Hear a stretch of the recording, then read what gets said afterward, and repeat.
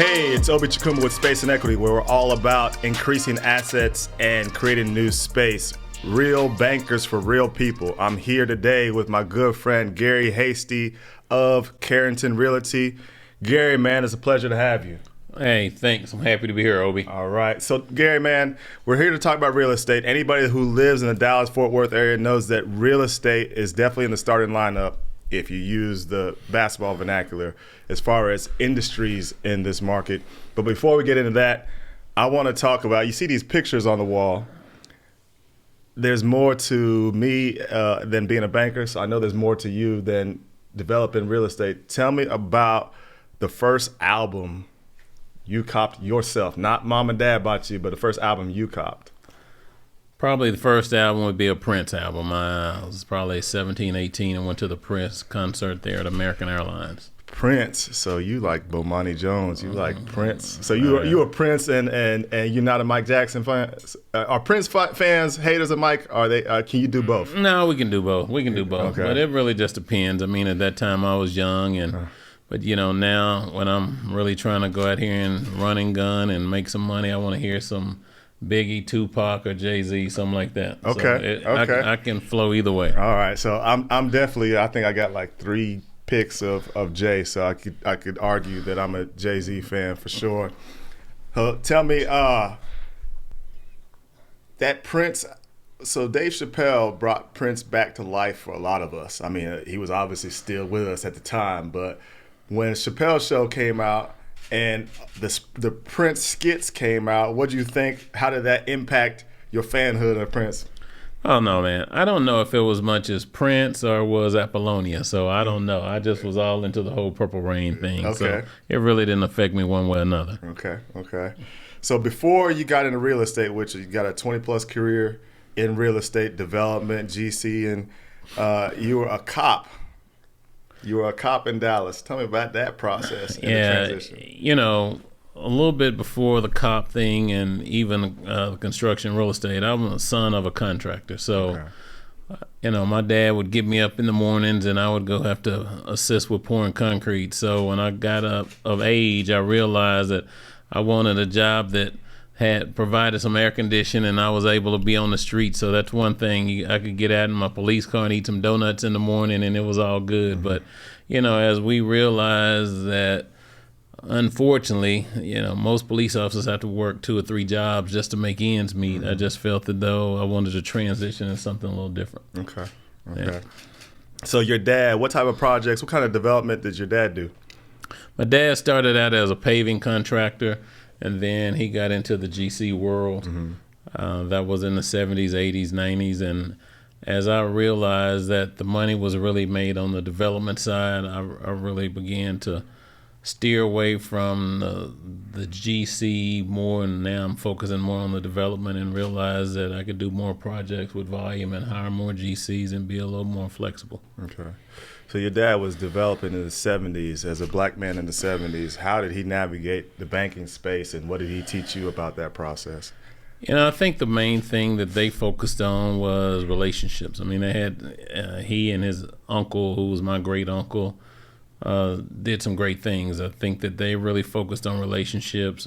My great-grandfather, we had like 300 acres of land in Gatesville, which is 30 miles west of Waco, and they would go out hunting and they would have deer leases and take their clients and their buddies out, and they continued to nurture those relationships. I think that's some of the things that didn't happen in today's market as much as it used to then. You know, my great-uncle Jim used to tell me, if you're working somewhere and you know in January what you're going to make in December, you really don't need to be there. So the good thing about real estate and development, that definitely doesn't happen. Okay. So tell me about that. So we always get these great sayings from the elders, and they're wrapped with wisdom. But as I break that down, I kind of have an idea of what he means by that. But tell me what you gained from that statement. If you know what you're going to make in December and January, you don't need to be working there. What did he mean by that? I think you're settling. You know, you can't settle in life. You have to go out and get it. Every day, you don't know when the last day, but every day is you have an opportunity to make it your best day, and you have to continue to push and think about generational. My family was a big proponents of generational. They're all about generational wealth and what you're leaving for the next generation. And just, that if you're working a 9 to 5, it's kind of hard to really have the excess revenue to leave something to the next generation. And so that's why I like to develop and build. And so hopefully my grandkids can go and look at some projects that their grandfather built when I'm long gone. Okay. So concept to execution. We can all talk about development and generational wealth, and folks are like, well, how do you do it? So tell me about from concept to execution. Obi, I think that it's a gift. I think that people have their own gifts, and it's a gut. I can drive by a piece of property, and one thing that I always say is that I will never build if I won't live. So I look at areas that I'll live in. If I won't live in that area, I won't develop in that area. So it just really goes back and realize who's your audience and what you're targeting. Right now we realize that the urban cities is being, I don't want to use that word, but it's changing, and also known as gentrification. But he's trying to be nice. But unfortunately, we have to all change with times, and everything has a life cycle. And I think that it's time to rebuild some of these older properties and bring in a new product that's more energy efficient and meets today's needs. Yeah. I mean, we got these opportunity zones that a lot of our people live in. We can take over the opportunity. So there's nothing, as we revitalize and quote unquote gentrify, we can gentrify our own stuff. So Right. Tell me about, what does that look like though? Now if we're creating generational wealth, that involves money. If it involves money, we have to pick projects that make the most sense profitability wise. But what happens when we have priced a lot of folks out of the market? How do we develop and create wealth and not price folks out the market? And I think that's where it comes in strategically. The city of Dallas and other urban areas have a lot of HUD funds, and a lot of times people just don't take advantage of the funds that are out there. So like right now, I know the city of Dallas has a surplus of home and first-time buyer money that we just have to go out and do our due diligence and research. I think that a lot of people are running to the rural areas and not really doing all their research. But again, the downside to the rural areas, there's a lot of land. So as you know about real estate, it's all about supply and demand. So if it's a lot of supply, the demand isn't as great. But when you're in an area where it's limited supply, and you can really ask your price, so you can really get what you're wanting for it. And it's sad that you can't buy anything with inside of the loop inside of the city for under $300,000. But again, a lot of these millennials are making a lot of money nowadays, and with low interest rates, it makes sense. And if they can just go ahead and get out of these apartments and take that money and invest in themselves and realize in 10, 20 years they'll be a lot better off. Yeah. And the other piece is we can't always put it on you, the developer, to make affordable housing. Why don't we train people to make more money? We always talk about affordability when it comes to saving towards a budget, which everybody needs to operate in a budget. But there's another way to increase that equation, is to make more money. And you're right, Obi. Realistically, people obviously, I'll say the millennials just don't work as hard, and they a lot of them want things handed to them, include my own son. So I look at it from this perspective that, listen, it's not that bad to go and pick up extra 4 hours of overtime. Also, while we're looking at that, and they're looking at the opportunity of development in real estate, people don't realize how valuable a real estate license is. Most people think it's about buying and selling homes, but if you had a real estate license, you can do apartment locating, you can do property management. I mean, there's a gamut of things that you can do to make additional money where you're not really working as stringent. And so those are the things that I like to teach the young guys, that while you're sitting up here going to get an apartment, at least get your referral fee, get your real estate license, get your referral fee, and start from there. I mean, if you got you and a couple of buddies apartments in a month's time, you'll make $2,000 or $3,000 extra. And so it all just depends on what do you want to do? I think a lot of these kids are into those video games and these cell phones, and as they begin to transition, they'll realize how important that you can't get that time back. So you got to take advantage of the time as we have it right now. Amen.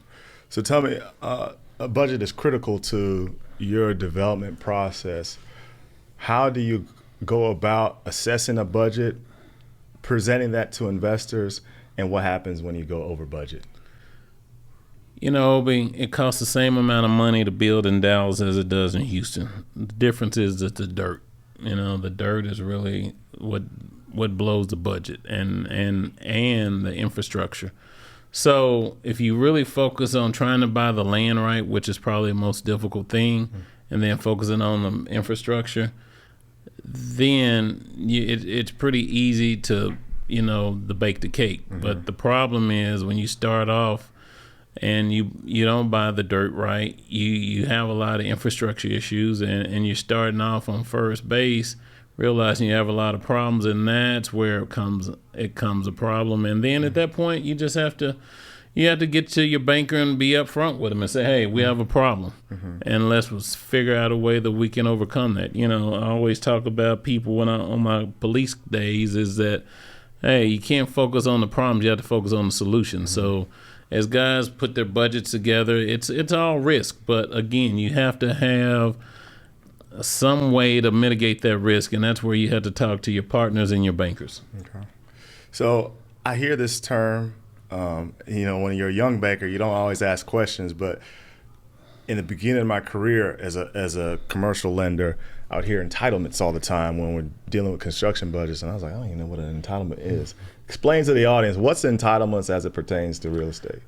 When you look at a piece of land, and i.e. it may be a single family resident, it may be a multi-family resident, and so you can do a lot of different things. So right now we're looking for MF land. We want multi-family land that was a residential house. So we can go in and take that land that had a single home, and we can put 4 or 5 condos because of the MF zoning. And so once it all goes back to the zoning, and then the zoning will determine the square footage and the height restrictions and things like that, and all that comes back to the entitlements.